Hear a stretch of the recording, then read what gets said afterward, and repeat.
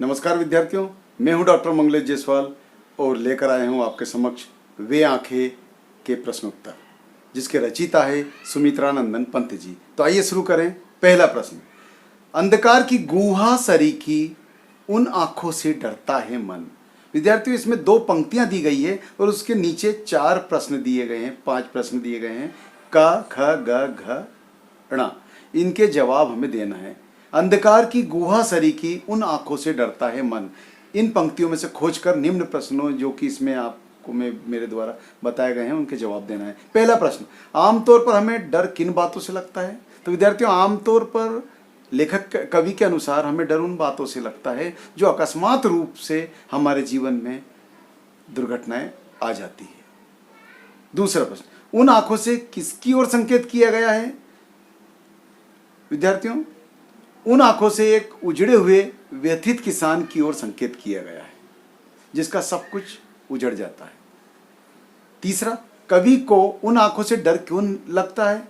विद्यार्थियों, इसका उत्तर, निराश हताश किसान की उन आंखों में दर्द, करुणा, पीड़ा एवं दीनता के भाव देखकर कवि को डर लगता है। अगला प्रश्न, डरते हुए भी कवि ने उस किसान की आंखों की पीड़ा का वर्णन क्यों किया है? उत्तर, कवि ने उस किसान की आंखों की पीड़ा का वर्णन इसलिए किया है जबकि कवि स्वयं डरा हुआ है। वो चाहता है कि समाज भी उसकी दयनीय स्थिति, पीड़ा और उस दुख को देखे, महसूस करे, जैसा कवि ने महसूस किया है। अगला प्रश्न, यदि कवि इन आंखों से नहीं डरता तब भी क्या वह कविता लिखता? उत्तर, विद्यार्थियों, तब भी वो कविता लिखता, लेकिन इस विषय पर कविता नहीं लिखता। यदि कवि किसान की इस सूनी भयांक्रांत आंखों से नहीं डरता तब संभवतः वह इस विषय पर कविता नहीं लिख पाता। विद्यार्थियों, अगला प्रश्न, कविता में किसान की पीड़ा के लिए किन्हें जिम्मेदार बताया गया है? उत्तर, कविता में प्रत्यक्ष रूप से किसान की पीड़ा के लिए शासक वर्ग, जिसमें महाजन, साहूकार तथा थानेदार आदि आते हैं, को जिम्मेदार बताया गया है। महाजन ने अपने कर्ज की वसूली के लिए किसान का खेत, घर, बैल, यहां तक कि उसकी प्रिय उजनी गाय जो कि सफेद रंग की थी, उसको भी नीलाम कर दिया। साहूकार के कारिंदों ने उसके जवान बेटे को मौत के घाट उतार दिया। दवा के अभाव में उसकी पत्नी गुजर गई और दूध मुंह बच्ची अपनी मां के दूध को पी नहीं पाई, क्योंकि मां का स्वर्गवास हो गया था। इसलिए पोषण के अभाव में नन्ही सी बिटिया भी गुजर गई। साहूकार के कारिंदों ने उसके जवान बेटे को लाठियों से पीट पीट कर मार डाला। दवा के अभाव में उसकी पत्नी चल बसी। माँ के वात्सल्य की अनुपस्थिति में उसकी बेटी भी, दूधमुही बच्ची भी अपने प्राण को छोड़ चली। बची खुशी कसर कोतवाल ने पूरी कर दी। उसकी पुत्र वधू को बलात् थाने पर बुलवा भेजा।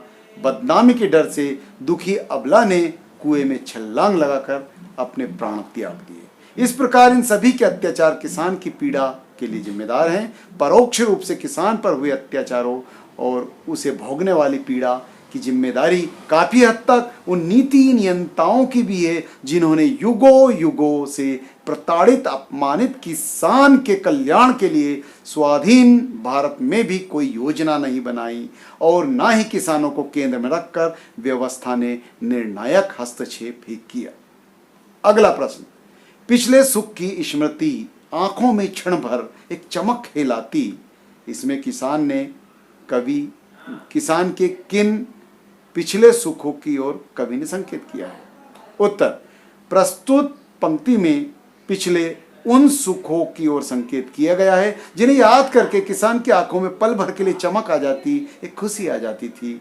ये वे खुशहाल दिन थे जब किसान अपने खेत खलिहान, पशु परिवार के साथ अपना जीवन सुखपूर्वक व्यतीत कर रहा था। उसके पास उसका अपना खेत था, 2 बैल थे, एक उजरी सफेद गाय थी। उसके परिवार में उसकी पत्नी, बेटा, बेटी, पुत्र वधू सभी तो थे। इस पंक्ति में इन्हीं पिछले सुखों की ओर कवि ने संकेत किया है।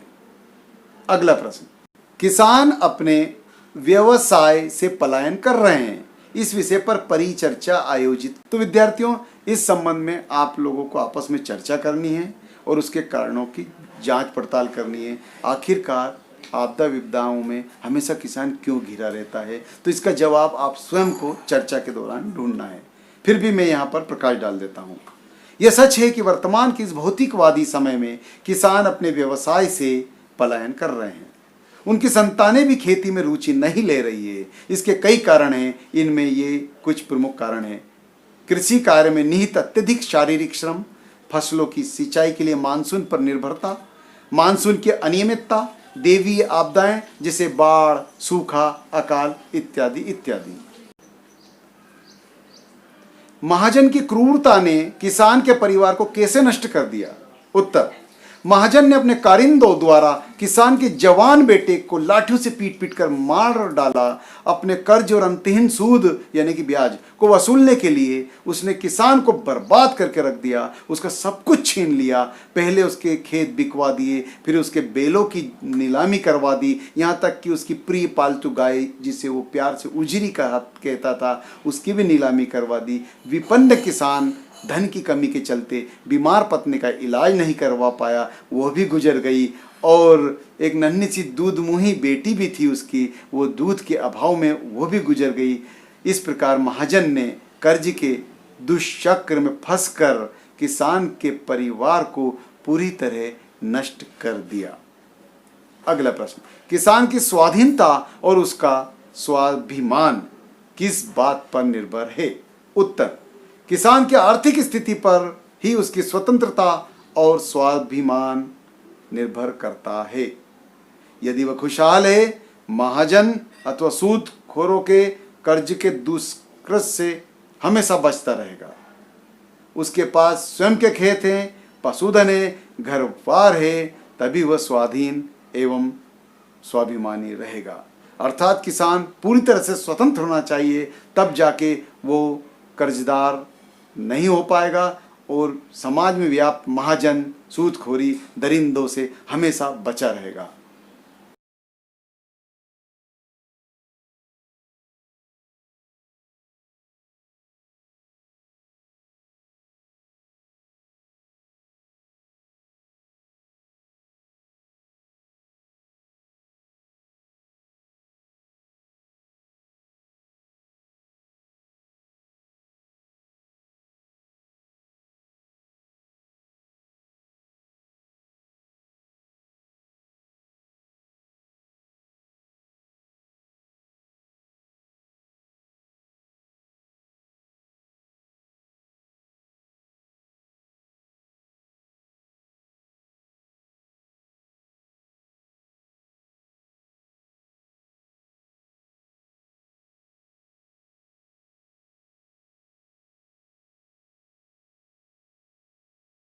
विद्यार्थियों, यहाँ पर यह चैप्टर समाप्त होता है। इसके प्रश्न उत्तर यहाँ पर समाप्त होते हैं।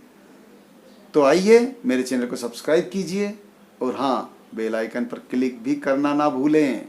धन्यवाद।